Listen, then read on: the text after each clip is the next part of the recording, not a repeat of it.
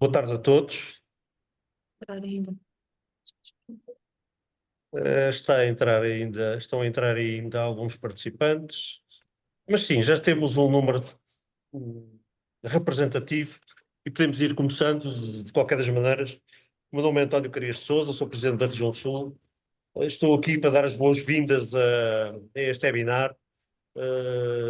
Para nós, Região Sul, é um gosto motivar a participação, a distribuição do conhecimento. E nós temos tudo que agradecer também aos grupos de trabalho que neste momento estão criados na região sul, no que diz respeito aos vários colégios. Para nós, membros, quem sabe, os conselhos coordenadores de colégio regionais desapareceram, os novos estatutos, e foram criados grupos de trabalho regionais. Temos o grupo de trabalho de Engenharia de Materiais, que nos traz aqui hoje um tema muito atual, que tem a ver com a sustentabilidade nos materiais de construção. E, portanto, um muito obrigado ao, ao Luís Pereira, que é o vogal do Colégio Nacional, mas também, ao mesmo tempo, o coordenador do Grupo de Trabalho do Colégio de Materiais. Muito obrigado ao Alexandre Baltazar, que faz parte do mesmo grupo de trabalho, e um obrigado ainda muito maior ao António Monteiro, colega nosso da A400, que será o nosso orador e que vai partilhar as suas experiências e das experiências da empresa neste mundo da sustentabilidade dos materiais de construção, especialmente no setor da construção civil. Eu só tenho que agradecer a presença de todos. Vai haver e estão a haver muito mais webinars e muito mais formações promovidas por nós. Quem também acho uma excelente ideia e acho que seria um gosto para nós também que os participantes nestes webinars uh, partilhassem connosco e nos dissessem aquilo que gostavam mais de ouvir e aquilo que gostavam mais que a região Sul proporcionasse a nível de formação e a nível de partilha de conhecimento, porque é sempre importante nós dirigirmos as nossas formações e estes nossos eventos de acordo com o que vocês todos mais pretendem e mais gostariam de ouvir. E por aqui me fico. Desejo que seja uma troca de conhecimentos e que a apresentação do engenheiro António Monteiro é com certeza fantástica, mas que vocês gostam. E despeço-me e um grande abraço e até ao próximo webinar da Engenharia dos Materiais ou de outra engenharia. Um abraço a todos. Obrigado. Muito obrigado, Engenheiro Carias de Sousa. Passo então a palavra agora ao meu colega o Alexandre, para fazer a apresentação do nosso orador de hoje. Boa tarde a todos. É com grande prazer que apresentamos este webinar, aqui na presença do engenheiro António Monteiro, CEO da A400 atualmente. Eu vou só dar aqui uma nota curricular aqui do nosso orador convidado de hoje. O engenheiro António Monteiro é o licenciado em Engenharia Civil para a Faculdade de Engenharia da Universidade do Porto, na opção de estruturas. É mestre em estruturas de Engenharia Civil, para a mesma instituição. Em 95, portanto, foi cofundador da A400, a empresa onde hoje é CEO. Em 2008, também fundou a empresa Buildgest, Gestão de Empreendimentos, também, e em 2019 também é cofundador da DTWay, Digitalizing Buildings, uma startup pioneira na digitalização do setor e na integração de inteligente de dados para edifícios e infraestruturas. Foi assistente convidado da Universidade Técnica de Trás-os-Montes e Alto Douro, de 1998 até 2006, e atualmente é professor na Porto Business School, onde leciona construção sustentável. Em 2016 foi reconhecido pela Ordem dos Engenheiros como especialista em estruturas, e em 2020-2021 concluiu o MBA executivo da Porto Business School em competências e gestão de liderança estratégica. É membro ainda da direção da Associação Portuguesa de Projetistas e Consultores de Engenharia Civil e fundador ainda da recém-criada Fundação da Construção. Atualmente, como já disse, é CEO e responsável pelo Departamento de Investigação, Desenvolvimento e Sustentabilidade do Grupo A400. Recentemente lançou a A400 Academy, com o objetivo de partilha de conhecimentos de comunidade técnica e científica, E tem sido orador convidado, como o engenheiro António Carias de Sousa bem referiu eventualmente na apresentação, vem em vários eventos da Ordem dos Engenheiros e das Semanas da Reabilitação Urbana de Lisboa e do Porto. E é com grande prazer que dou a palavra ao engenheiro António Monteiro para iniciar a sua apresentação. Obrigado, engenheiro Alexandre Baltazar. Agradeço o convite da Ordem dos Engenheiros da Região Sul, na pessoa do engenheiro António Carias de Sousa. E é claro, para nós um gosto estar convosco neste fórum e com um tema tão grato e tão interessante que nós carinhamos já há algum tempo. E diria mais, até só para termos aqui uma pequena introdução, eu diria que a base da sustentabilidade está uma boa engenharia. Portanto, sem uma boa engenharia não se faz nada de sustentável. Portanto, a matéria-prima que nós temos que trabalhar na ordem e nas escolas é claramente a qualidade do nosso ensino e a qualidade da integração das nossas pessoas no mercado de trabalho. É fundamental hoje termos pessoas competentes, pessoas informadas. Temos a sorte desta nova geração ser uma geração muito culta e este tema da sustentabilidade está na base de tudo aquilo que nós fazemos. Portanto, respirar engenharia é respirar sustentabilidade. A visão do A400 é esta, é transformar o futuro com engenharia, tecnologia e sustentabilidade. Portanto, vem mesmo a calhar. O tema de hoje é materiais e técnicas para a descarbonização da construção civil. Eu diria que a descarbonização da construção não é uma tendência, é uma urgência, uma oportunidade para reinventar a arte de bem projetar, que é aquilo que tanto gostamos. Para fazermos aqui uma pequena introdução ao contexto e percebermos um pouco mais o porquê da pertinência destes temas, a nossa indústria é responsável por 27% das emissões dos edifícios em operação, 6% na construção dos edifícios e noutro tipo de construção 7%. Portanto, no total, estamos muito perto dos 40% de emissões globais, e quando falo de emissões falo sempre dos quilos de CO2 equivalente, que no fundo é o integral dos gases que provocam o efeito de estufa, que é no fundo o KPI que nós usamos para medir com mais facilidade a maior ou menor pegada e contribuição no fundo de tudo aquilo que fazemos, basicamente está na base da energia. 50% dos resíduos sólidos também provém desta indústria e 30% do consumo de energia, mais ou menos 30% é os 27% que está ali naquele gráfico. Temos um quadro legal que vocês conhecem, a meta de 2030 para reduzir as emissões dos edifícios em operação entre novos edifícios em 50% a 55% e a neutralidade carbónica em 2050. Pronto, são metas ambiciosas, metas muito desafiantes para o nosso estado de arte. Estamos a trabalhar para minimizar os estragos. Uma tendência a nível europeu,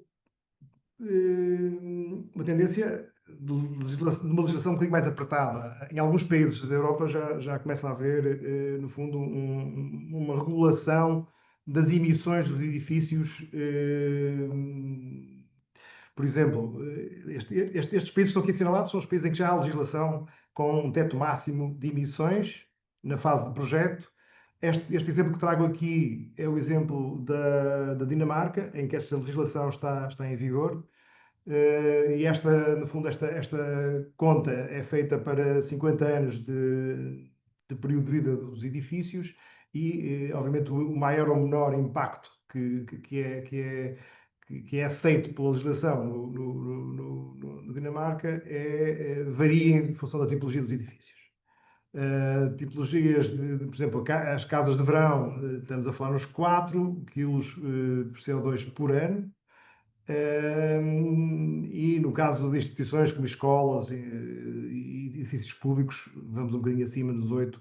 Portanto, há aqui também claramente uma escala diferente em função da tipologia dos edifícios e do uso dos edifícios. É algo que eu acho muito interessante, porque obriga a que numa fase inicial do projeto se façam, no fundo, não apenas uma análise cuidada daquilo que é o custo dos edifícios, mas também percebermos a maior ou menor pegada e dizermos, não, nós vamos dimensionar e vamos procurar soluções e estratégias de projeto que encaixem neste limite superior da emissão de CO2. É algo que eu já defendo há muito tempo, porque vai-nos obrigar a ter melhores projetos, melhor construção, vai-nos obrigar a indústria a refinar um pouco mais as metodologias de projeto e de construção em toda a fileira. Portanto, isto é algo que no futuro próximo será desafiante para nós engenheiros, mas ao mesmo tempo estimulante. Também defendo há algum tempo que o uso dos edifícios e o estilo de vida que nós temos condiciona brutalmente aquilo que é a performance dos edifícios e das infraestruturas. Partilho convosco um projeto liderado pelo INESC, com um projeto piloto, em que monitorizou o comportamento das pessoas e, no fundo, criou aqui quase uma gamificação do uso das famílias das casas, de forma a entender a relação entre o uso e, no fundo, o consumo energético. Eu partilho aqui estes links para vocês poderem, de alguma forma, explorar um pouco mais esta tendência, mas é algo muito interessante que é de que forma é que o comportamento das pessoas impacta naquilo que é a maior sustentabilidade também da energia. No fundo, no final do dia, pode-se medir em euros esta maior sustentabilidade com uma consequência direta naquilo que é o CO2. Reparem, eu vou voltar um bocadinho atrás, desculpem. 27% das emissões provém de edifícios em operação. Naturalmente que edifícios com tipologias, sei lá, fábricas ou indústrias, são muito mais poluentes e gastam muito mais energia, consomem muito mais energia do que o edifício de habitação. Mas nesta perspectiva aqui foi estudado apenas para as famílias. Mas este impacto da sustentabilidade é interessante percebermos estas relações, acho este mesmo muito interessante. Não sei, até já lancei o desafio internamente para lançarmos uma app em que nós colocávamos internamente objetivos e prémios de férias associados ao maior ou menor impacto das pessoas no uso dos edifícios. Pode ser uma coisa uma ideia de um negócio que podem eventualmente alguns de vós aproveitar. O futuro constrói-se com escolhas inteligentes. E as escolhas inteligentes deverão ser feitas nas primeiras fases do projeto. Nós estamos envolvidos em muitos projetos em que discutimos, sobretudo em programa base, em estudo prévio, o CAPEX e o OPEX, no fundo, dos projetos, ou da consequência dos projetos na construção e na exploração dos edifícios. E usamos uma ferramenta que está online e que é de utilização gratuita para criar algumas simulações que nos permite calcular e perceber o impacto das minhas decisões também na perspectiva da sustentabilidade das soluções que estou a preconizar junto do meu cliente. E será sempre interessante nós desafiarmos os nossos clientes a pensarem um bocadinho mais além, isto é, nós estamos a construir edifícios e infraestruturas para durarem entre 50 e 100 anos, portanto o impacto daquilo que eu faço hoje vai se refletir nos meus netos e se calhar nos bisnetos, não sei, esperemos que sim. Temos aqui também um gradiente de impacto mais focado nas estruturas. As estruturas geralmente têm um impacto na ordem dos 40% daquilo que é o embodied carbon, e mais à frente vamos perceber que separamos aquilo que é o embodied carbon e depois o carbono equivalente em operação dos edifícios. E claramente temos aqui uma estratificação do impacto e podemos ver estruturas metálicas e estruturas de betão armado não são muito diferentes. Apesar de neste momento nós podermos escolher aço e com algum critério de reutilização do material, o problema do aço, ele é reutilizável, o problema é a quantidade de energia que gastamos para reutilizar. E isso tem um impacto negativo naquilo que é a performance, no fundo, na perspectiva da sustentabilidade do aço. O betão, já que sabemos que tem algumas dificuldades nesta perspectiva, e depois temos aqui as estrelas, que é a madeira e as soluções híbridas, madeira-betão, madeira-aço. As soluções híbridas são muito interessantes porque podem responder com alguma elegância a dois parâmetros, que é a economia e a sustentabilidade. As estruturas de madeira não entraram muito ainda no nosso país, estão a começar a entrar. Nós estamos agora a ser desafiados para fazer um projeto de grande escala em Lisboa, que são quase 100 mil metros quadrados, em que o cliente impôs que a estrutura fosse em madeira. Portanto, a indústria vai ter que acelerar os processos de construção e montagem deste tipo de estruturas. A nível europeu, já vemos uma orientação mesmo política e legal de uso de uma percentagem em edifícios de madeira. Claro que podemos entrar aqui numa discussão se entramos ou não entramos com a componente da absorção do CO2 ao longo da vida útil da madeira. Ou não, portanto, há aqui diferentes leituras da performance, mas atualmente no state of art que temos hoje, as estruturas de madeira são consideradas as mais sustentáveis, até porque elas têm essa capacidade de absorção de carbono durante a vida útil da planta. Depois temos aqui algumas coisas interessantes. Eu digo ali que o futuro constrói-se com materiais inteligentes, a circularidade, os materiais naturais, os materiais em que consomem menor, no fundo, o fabrico, o processo produtivo do material ou do compósito minimize o consumo energético nessa operação, tem melhor performance no fundo, na sustentabilidade. Temos aqui uma coisa interessante que é, há um sistema que nos permite sequestrar o CO2 em forma líquida, isto na perspectiva de melhorarmos a performance do betão, em que nós, em vez de usarmos a água, vamos usar o CO2 em forma líquida e aí também vamos conseguir integrar de alguma forma e reter CO2, porque no processo de fabrico do clinker, os altos fornos têm um grande consumo de energia e isso é altamente penalizante. Depois começam a aparecer também sistemas na Europa e em Portugal, alguns de paredes estruturais, de uma mistura de cânhamo com madeira. Aliás, vai ser construída uma fábrica em Portugal para construir estas paredes inspiradas também naquilo que já se faz em França. Temos uma solução híbrida que é muito experimental ainda, que encontrei também na Dinamarca e que achei bastante interessante. Aliás, até fizemos um teste de carga com os nossos engenheiros com maior massa e aquilo funcionou. Portanto, a base natural é claramente a tendência para encontrarmos materiais e soluções estruturais, porque os materiais, e eu vou às vezes misturar um bocadinho sistemas estruturais e materiais, porque na prática o que nós usamos são sistemas estruturais compostos por diversos materiais. Esta EcoCum já existe em Portugal, disponível, algumas experiências, sobretudo em edifícios de pequeno porte.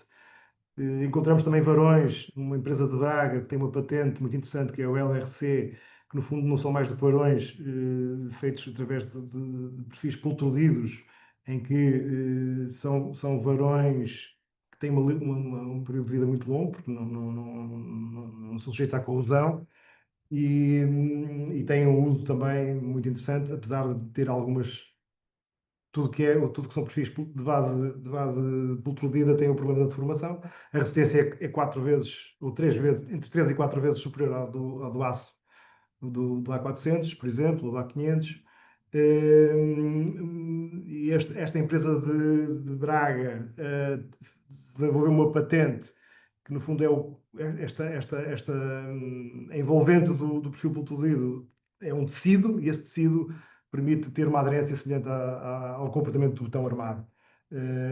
Nos Estados Unidos já existe legislação e, no fundo, enquadramento legal para o uso destes superfícies. Na Europa ainda não, mas os próximos Eurocódigos já vão trazer algumas novidades de novos materiais. Depois temos exemplos que eu acho que são inspiradores, que é criarmos cidades e comunidades à volta do conceito. Isto é, isto também é na Dinamarca, tive contacto visitei este empreendimento, em que, fora da cidade, em que se criou ali um cluster, no fundo, de edifícios altamente sustentáveis, esses sim com emissão zero, em que está a atrair, sobretudo, famílias muito jovens e pessoas com uma cultura já mais aproximada daquilo que é as novas tendências e os novos propósitos de vida lá está, o comportamento das pessoas leva também a procurar produtos diferenciados.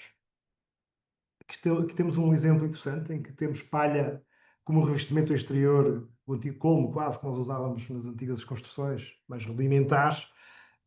Atualmente foi usado numa escola, isto é um edifício, são fotografias do edifício, não é uma experiência, que levantou dificuldades, sobretudo na questão da segurança contra incêndios. A madeira e estes materiais naturais têm essa dificuldade, mas aí temos que envolver também as entidades que aprovam e criar um conjunto de sistemas que permita ter um combate ao incêndio mais eficiente, portanto, criar aqui medidas de mitigação do risco do incêndio, de forma a que estes materiais possam ser usados. Caso contrário, se não houver essa sensibilidade por parte das entidades que depois licenciam estes edifícios, não conseguimos fazer coisas diferentes e cria mais uma camada de dificuldade. A dificuldade tem que existir, mas tem que haver solução para a dificuldade.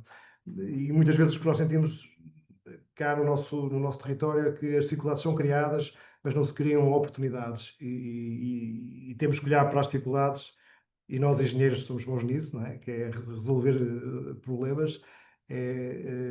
No fundo, que se queremos edifícios mais sustentáveis, temos que pagar um bocadinho mais, nesta fase mais experimental, para tentar aumentar o conhecimento de toda a academia e da indústria para nos poder evoluir. Portanto, tem que haver abertura de espírito em toda a fileira para nós podermos fazer coisas diferentes.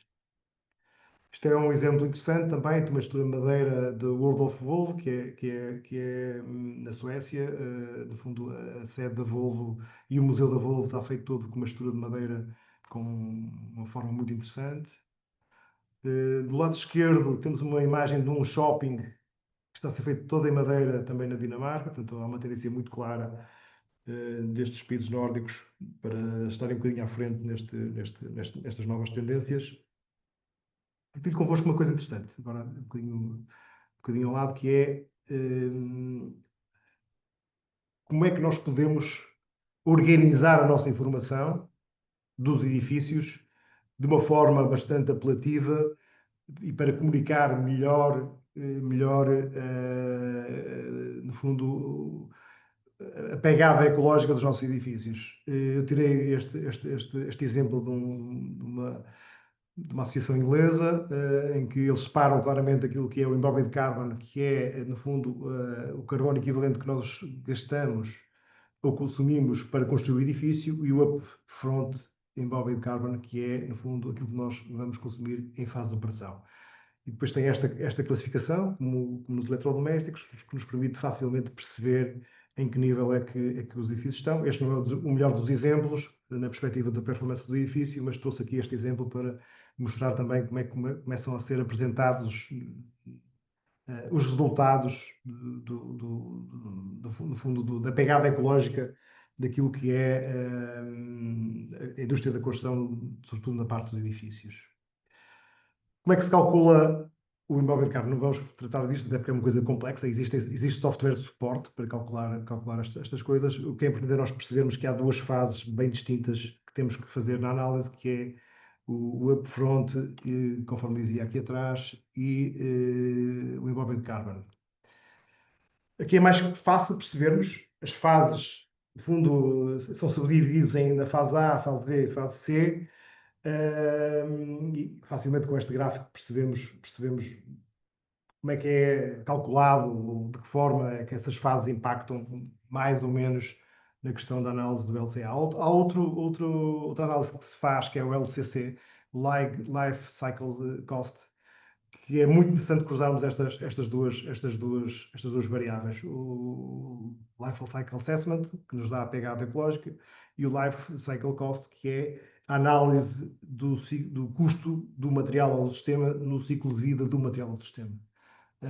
São contas interessantes, difíceis de fazer, mas são muito importantes essas duas análises. Mostro aqui um exemplo de como é que nós fazemos no A400. Nós colocamos em alguns, isto não é generalizado, mas 10% dos nossos projetos hoje já são feitos desta forma. Nós temos o nosso mapa de trabalhos e quantidades, e temos uma coluna de CO2 em toneladas. Nós usamos um software proprietário, que através do Aqua400Soft, que é o nosso, no fundo, nosso departamento de desenvolvimento, e que por acaso também já tem alguns produtos online para transformarmos um bocadinho o nosso conhecimento também em algum negócio, que é o BIM2BOK. Este BIM2BOK é um software nosso que faz o cálculo automático do mapa de trabalhos e quantidades com base no BIM. Podemos tipificá-lo e estratificá-lo conforme queremos. E a seguir colocamos também a coluna de CO2 que nos permite perceber qual é a categoria do edifício automaticamente através da análise que vemos do lado direito. Portanto, é algo que eu acho que mais tarde ou mais cedo vai se tornar normal. Hoje não é muito habitual, não tenho visto muitas análises deste género, de uma forma que se procura sistematizar, e é esse o nosso intuito, é sistematizar esta análise. E eu julgo que até o final do ano temos isto sistematizado. Portanto, em todos os edifícios nós vamos conseguir ver no dia zero qual é a pegada ecológica e começar também a aprender com isto e melhorar a performance dos nossos edifícios. Porque se não medirmos, não melhoramos. E a nossa ideia é melhorarmos todos os anos um baseline e melhorarmos o impacto do nosso projeto naquilo que é a pegada dos edifícios.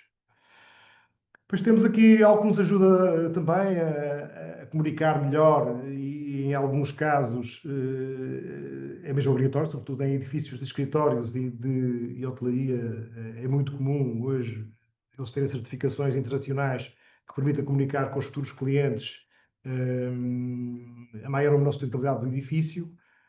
O foco destas certificações é híbrida, não é apenas no CO2, é mais do que isso. Não vou entrar em detalhes porque é complexo, mas aquilo que é mais habitual de nós usarmos, e nós próprios temos no nosso departamento A400 Green, temos 6 pessoas a fazer estas análises todos os dias, e 95% dos edifícios de escritórios e hotelaria hoje ou estão certificados com um BREEAM ou com um LEED, ou às vezes com um WELL. O WELL é mais focado no comportamento das pessoas nos edifícios e o BREEAM e o LEED no comportamento dos edifícios. Portanto, muitas vezes eles complementam-se e juntam-se os dois no mesmo edifício. Conseguimos ter um BREEAM mais WELL ou um LEED mais WELL.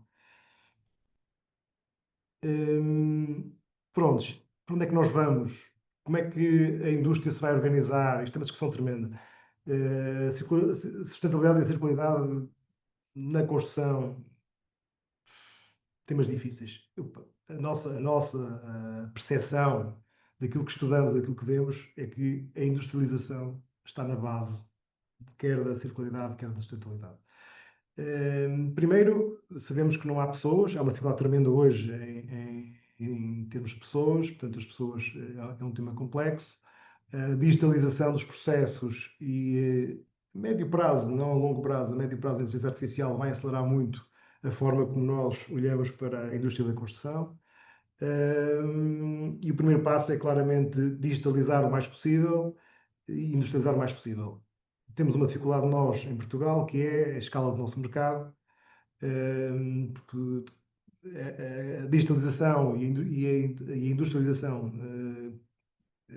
portanto, exige um investimento muito grande à cabeça e isso dificulta um bocadinho a entrada nesses mercados. Em Portugal observamos alguns movimentos, ainda não estão em velocidade de cruzeiro, mas acredito que futuramente cheguem lá. Temos aqui alguns exemplos interessantes, e temos aqui em 2010 já uma construção de um hotel que é o Citizen M, que é um dos primeiros hotéis a serem feitos destes moldes.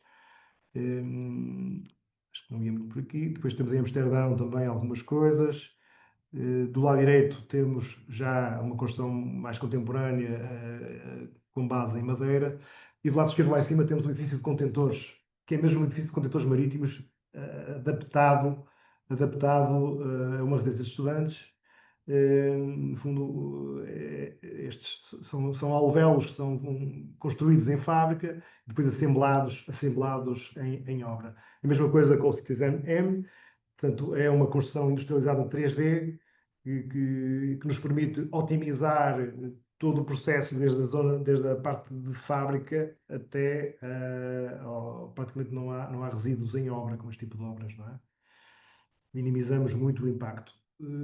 tudo o que é sistematizável vai ter impacto brutal na sustentabilidade do setor, na perspectiva de também conseguirmos atrair mais pessoas para o nosso setor, porque trabalhar numa fábrica ou trabalhar numa obra não é a mesma coisa, o nível de conforto é diferente e as pessoas procuram esse nível de conforto, e é um conforto que não é só físico, é também psicológico. Estava-me a lembrar de uma história de um funcionário, um funcionário de uma indústria de construção civil, que no fundo levantava paredes na obra, em que ele deixou de ir para a obra porque a namorada não queria namorar com trolha. Portanto, mesmo estes impactos negativos que têm na vida das pessoas, acho que vai ajudar-nos a atrair mais gente, que é para os nossos operários poderem namorar com quem quiserem. Depois temos o LSF, que já não é novo, mas também é uma indústria de pré-fabricação. Temos uma coisa muito interessante, que já temos uma empresa em Portugal a fazer impressão 3D, com base de betão, está-se a ajustar outros materiais para ter menor impacto, mas a impressão 3D, já temos um projeto com 50 casas na zona de Melides, que vai ser feita com esta tecnologia, que é uma coisa bastante interessante também. Módulos de betão armado, 3D, 2D, a estrutura metálica também é muito interessante. Temos aqui um edifício em construção do lado esquerdo, que é o sistema CRI, que é o sistema que a Casais trouxe da Áustria e que está a ter bom desempenho e um resultado muito interessante.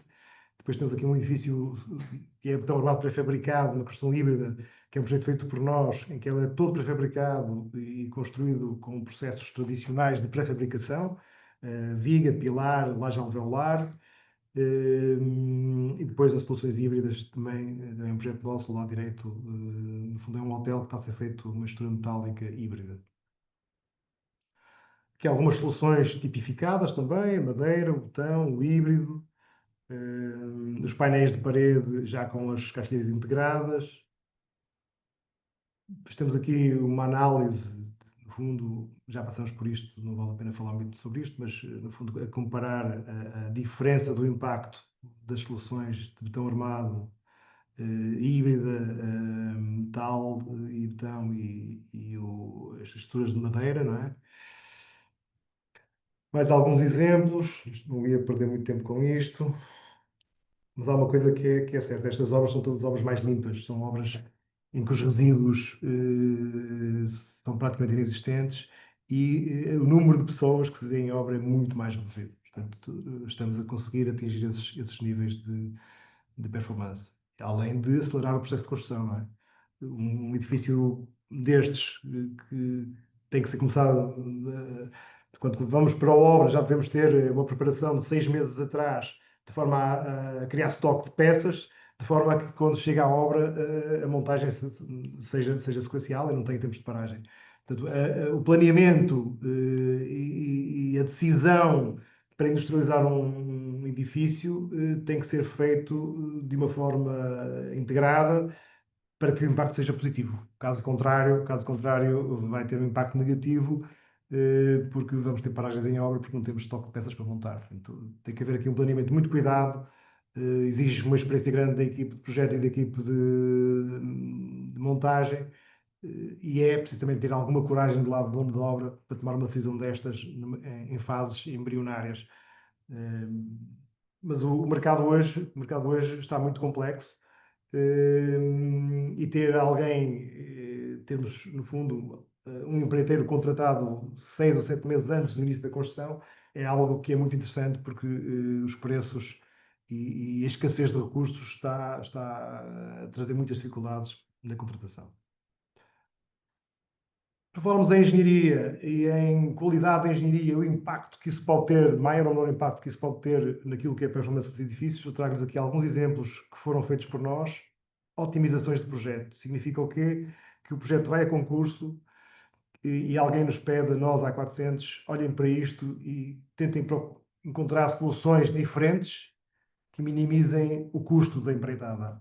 Bom, assim fizemos, nestes exemplos e noutros, estes são aqueles mais gritantes, e tem uma consequência direta nos dois parâmetros que nos importam hoje, que é no fundo, o custo e o impacto também que tem na sustentabilidade dos edifícios, porque 1 metro cúbico de betão desperdiçado, reparem, estamos a falar aqui de muitos metros cúbicos. Imaginem a nova Business School com os cubos todos de betão armado que nós poupamos e os quilos de aço à porta da nova Business School. Seria algo interessante para nós olharmos para o impacto que tem uma melhor ou uma pior engenharia. Portanto, nós para otimizarmos o que quer que seja, temos que ter engenharia de ponta.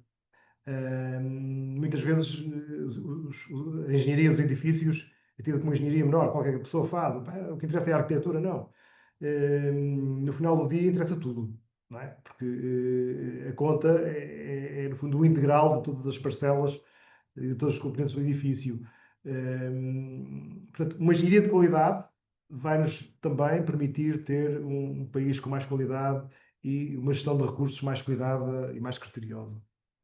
Muito importante isso. Mas tenho aqui um desafio que é como é que nós vamos olhar para a industrialização e no fundo é quase um jogo de palavras em que eu misturo um bocadinho a cultura com o custo e depende muito daquilo que eu quero, se quero um edifício tailor-made, se quero industrializar, se quero mais planeamento, se quero... o que é que tem impacto no custo e no prazo? É a standardização e a escala do mercado. Acho que é muito importante nós começarmos a standardizar algumas coisas. Não queremos ter edifícios todos iguais, claro que não, mas dentro de uma camada de standardização que nos permita criar legos diferentes, é algo muito interessante, que vai ter impacto naturalmente naquilo que é a captação de recursos. Nós tivemos uma maior industrialização, vamos ter mais sustentabilidade e vamos ter soluções mais interessantes. Que depois é uma análise e um jogo de palavras em que a solução depende do observador. Isto é, se eu tenho um proprietário, se tenho um promotor, se tenho um Estado, um arrendatário, os custos da exploração iniciais poderão ter impacto na minha decisão. Portanto, no fundo, era percebermos que não há soluções, não há uma solução para todos. Teremos que ter um portfólio de soluções que nos permita ir ao encontro das necessidades e também das expectativas das pessoas, sejam elas proprietários, seja o Estado, sejam arrendatários. Depois temos aqui também uma coisa interessante, o A400 no fundo patrocina tem um prémio que é o A400 Sustentabilidade, que é um prémio que, juntamente com a FEUP, decidimos atribuir todos os anos ao melhor mestrado com maior impacto naquilo que é a dissertação em ambiente empresarial sobre as temáticas de sustentabilidade nas infraestruturas e dos edifícios. Temos um conjunto também de compromissos criados internamente na perspectiva de melhorarmos não só o nosso produto, mas também a vivência do nosso negócio, daquilo que é o nosso negócio de projeto. Vá. Bom, era isto que tinha para partilhar convosco hoje, não queria alongar muito mais. Agora estamos abertos a perguntas. Não sei como é que é conduzir isto, engenheiro Alexandre Baltazar, mas eu dou por terminada a minha apresentação. Muito obrigado. Muito obrigado, engenheiro António Monteiro, pela esta excelente apresentação e este overview. Portanto, eu passarei agora aqui esta fase das perguntas e respostas. Portanto, lembro todos os participantes que temos aqui uma caixa no Zoom que permite que coloquem as vossas questões. Eu vou lê-las e transmiti-las ao engenheiro António Monteiro, que irá, obviamente, responder às questões que são aqui colocadas. Portanto, gostaria de agradecer mais uma vez ao engenheiro António Monteiro, até por ter mantido exatamente o tempo que tínhamos previsto para esta apresentação e, portanto, estamos perfeitamente dentro do tempo. Eu passarei então à primeira questão que está aqui colocada, é pela colega Maria Ana, que refere o seguinte: Boa tarde. Tenho uma pergunta para o engenheiro António Monteiro. Poderia desenvolver um pouco mais sobre o sequestro de carbono na forma líquida e as suas aplicações no contexto da construção? Bom, é assim, aquilo é uma patente, acho que é alemã, ainda não está muito divulgada no mercado, é um pouco experimental, mas no fundo é retermos o CO2, transformá-lo em estado gasoso para a forma líquida e depois misturá-lo durante a amassadura, substituindo parte daquilo que é a água. Portanto, este é o princípio. Julgo que em Portugal já temos aí alguém que representa este produto. Deixa-me cá ver aqui se lhe dou mais dados para poder explorar um bocadinho mais isso. Nós nunca usamos, honestamente. Achei piada porque mas eu posso partilhar depois. Não tenho aqui não tenho aqui o link do site onde vocês podem ver isso com mais cuidado, mas eu vou partilhar, entretanto, partilho convosco, está bem? Eu só Ok, vou muito aqui colocar obrigado. isto. Ainda da colega Mariana, outra questão como é que está a ser pensada a questão da demolição futura do edifício no seu fim de vida? Ou seja, estas soluções construtivas já têm o potencial de reutilização dos materiais em conta? Sim, nós aliás, é obrigatório, nós temos de ter um plano de resíduos hoje e sempre que há uma demolição do edifício, esse plano tem que ser aprovado e eu diria que hoje separamos, por exemplo, um edifício de botão armado típico, separamos claramente o botão do aço, o aço vai para reciclagem e muitas vezes, a maior parte das vezes o botão é usado como agregado na própria obra. Esta é a prática que temos hoje nos edifícios, com base num plano que é pré-estabelecido, não é? Portanto, é um aspecto de cuidado em todas as obras e aí acho que o nosso state of art é forte. Eu, enquanto aguardamos que mais perguntas apareçam aqui na nossa caixa de perguntas e respostas, e mais uma vez desafio todos os participantes a colocarem, caiu aqui Penso que uma temos no aqui mais uma chat, pergunta, também caiu aqui uma no não é? chat. Mais uma vez, do colega Lucas Sasaki, portanto, que agradece, obviamente, e cumprimenta todos os presentes. Existe algum certificado da origem dos materiais? Portanto, algo que atesta boa origem dos materiais? Chama-se EPDs. Todos os materiais que são, no fundo, avaliados na perspectiva do comportamento do ciclo de vida são os EPDs, Environment, bem, EPD, deixa-me cá ver uma coisa. Se for, por exemplo, à Saint-Gobain, e pedir o EPD dos vidros da Saint-Gobain, já tem isso tudo computado. Portanto, já tem essa declaração de. É É isso. Environmental É Product isso, é Declaration. isso, é Aqui a isso. nossa colega Obrigado. Mariana fez a... Portanto, esses EPDs Fez são, o no favor fundo, os de passaportes ajudar. dos materiais. Obrigado. É isso, é isso. Se calhar, enquanto mais nenhuma pergunta cai aqui, eu pegaria neste tema e colocaria aqui também uma questão que eu anotei aqui durante a sua apresentação. Portanto, que tem a ver, são na realidade duas, tem a ver com a questão da durabilidade. Portanto, obviamente começam a surgir muitas construções, e nomeadamente falou na questão da madeira e dos produtos naturais. Portanto, qual é aqui o impacto que isso pode ter na durabilidade das construções? E falou noutro ponto que eu achei muito interessante, que é a resistência ao fogo. Eu tinha anotado isso e depois o engenheiro, durante a sua apresentação, falou nisso. Portanto, não só tem que ser atuado o nível da legislação, mas em termos de técnica de construção, portanto, o que é que pode ser feito para mitigar esses efeitos da resistência Sim. ao fogo menor destes produtos? Alguns códigos de segurança contra incêndios avaliam a performance do edifício, são menos prescritivos que o nosso. O nosso código é muito prescritivo, outros códigos, no fundo, avaliam. Por exemplo, uma das coisas que estamos a fazer nesses edifícios que falei, do projeto que está a ser feito em grande escala em Lisboa, com base de madeira, estamos a colocar como medidas compensatórias sprinklers. Portanto, o edifício não exigia que tivéssemos sprinklers, mas nós estamos a colocar sprinklers como medida compensatória para equilibrar um bocadinho também o risco de incêndio, mitigar o risco de incêndio. Exato. Muitas vezes os materiais são selados e fechados, protegidos, como o aço, uma pintura intumescente ou com lã de rocha e peladuz. Muitas vezes usamos também essa forma de proteção das estruturas e dos elementos de madeira. Há aqui duas coisas diferentes. Ficando um bocadinho na madeira e no comportamento ao fogo, há aqui um comportamento que é uma visão da resistência estrutural do edifício, em que aí nós sobredimensionamos as peças de madeira de forma a que a secção, isto é, nós calculamos a estrutura de carbonatação que está sujeita a um incêndio e sabemos qual é a taxa de perda de secção útil da peça e calculamos o edifício para a ação de acidente de incêndio, com uma secção menor e conseguimos comprovar a resistência do edifício para um incêndio de 60 minutos, 90 minutos, whatever. Mas a seguir temos o problema do comportamento ao fogo e da inflamabilidade dos materiais. E aí temos que ter outras medidas compensatórias, ou encapsular as peças, ou então, ou às vezes é não é só termos também os tais sprinklers para nos ajudar a baixar a temperatura em caso de incêndio. Exatamente. Entretanto, aqui o nosso colega Tiago Anselmo colocou aqui também uma pergunta que diz o seguinte: existe alguma área estimada a partir da qual compensa construir edifícios de forma industrializada? Eu diria que sim, sim e não. Depende mais da indústria. Depende mais da indústria, da disponibilidade da indústria, da cenarização que a indústria tem do que propriamente da área.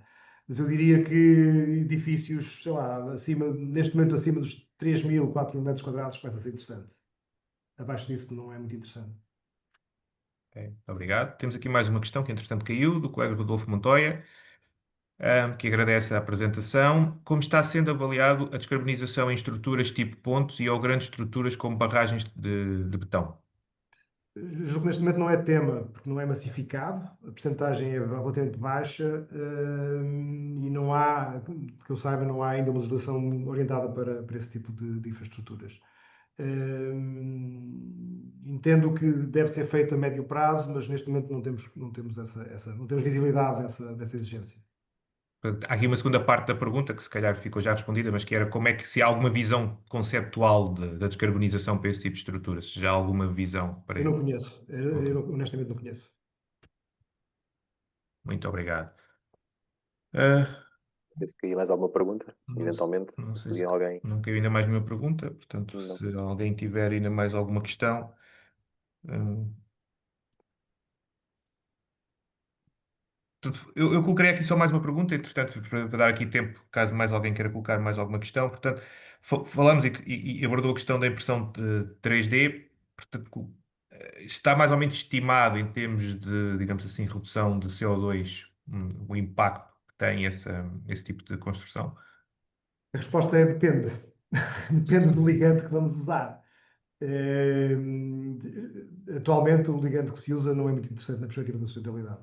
É mais interessante a perspectiva industrial do processo do que propriamente a performance dos edifícios. Está-se a trabalhar, no fundo, em misturas com maior componente de argila e menos de clinker. E essa mistura híbrida que se está a estudar, quase um cimento-terra, uma coisa, quase uma taipa. Uhum. E aí sim, e acho que é por aí o caminho, baixar a taxa de incidência de cimento e aumentar a taxa de materiais naturais. Porque o processo é o mesmo, no fundo, não é? Exato.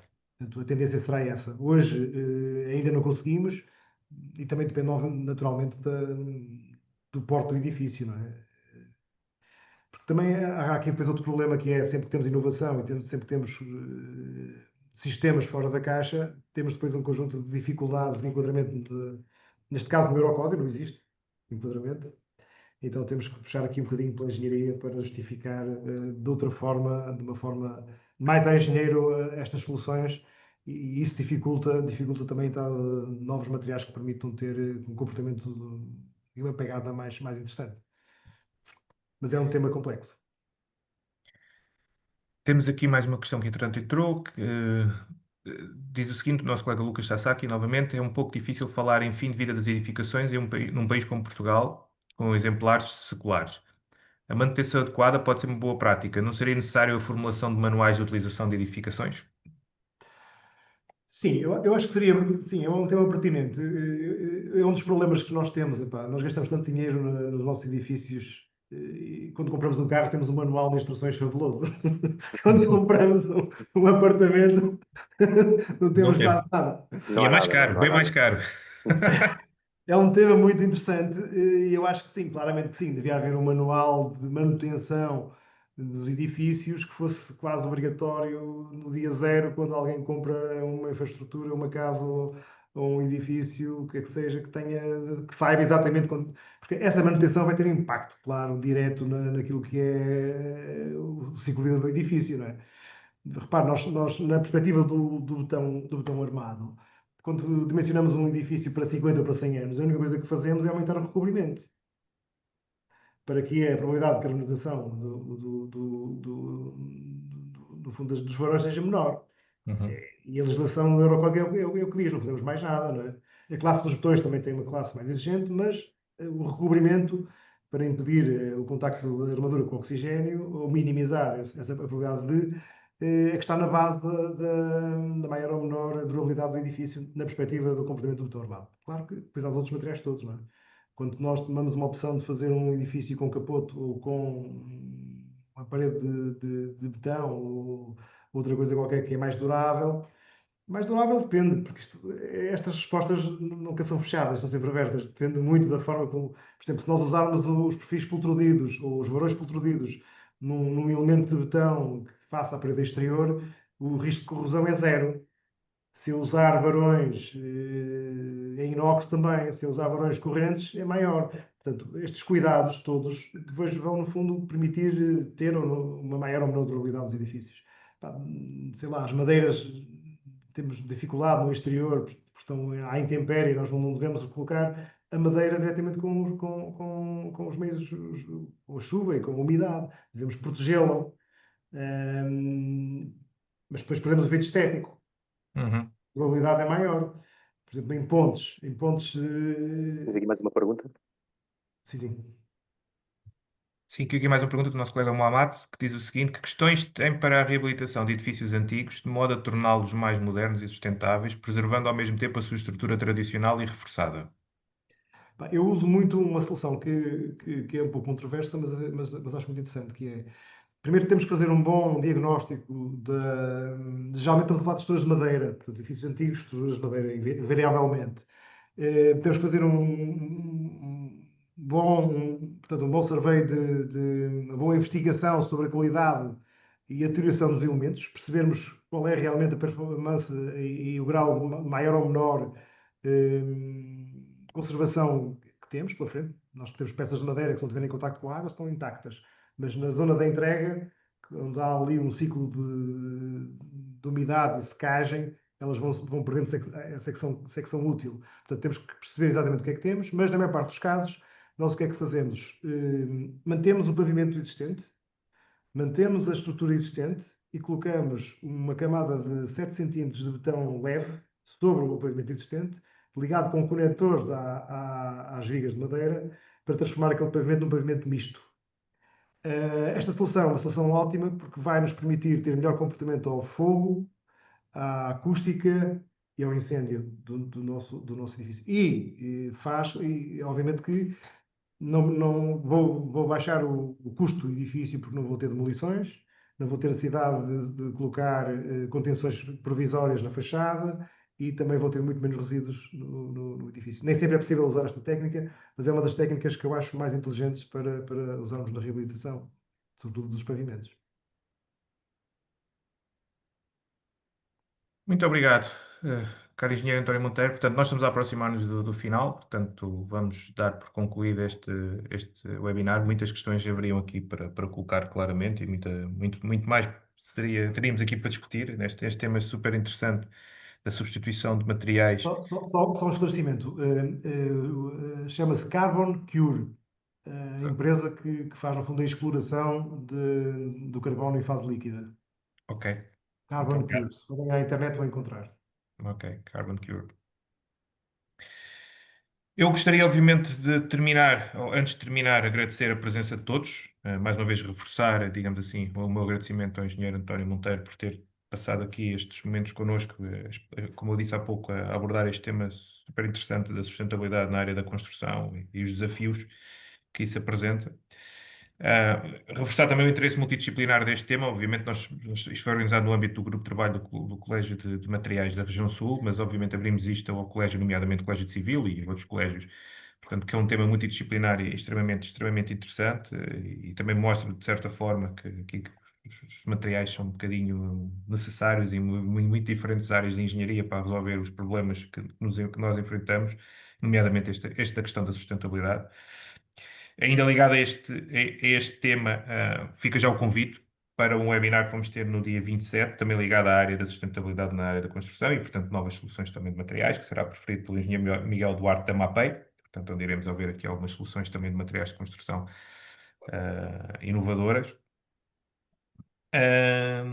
E não gostaria de terminar sem agradecer também aos serviços da Ordem, portanto, pelo apoio que deram na organização deste evento. E que tornaram possível, digamos assim, que tudo corresse dentro da normalidade, como é norma, digamos assim, quando estão envolvidos os serviços da Ordem dos Engenheiros de Região Sul. Portanto, mais uma vez agradecer a todos e desejar um resto de uma boa noite já e o resto de boa semana e até uma próxima oportunidade. Espero contar convosco no dia 27. Muito obrigado a todos, foi um gosto. Muito obrigado. Muito obrigado, engenheiro. Muito obrigado. Foi um gosto. Obrigado a todos.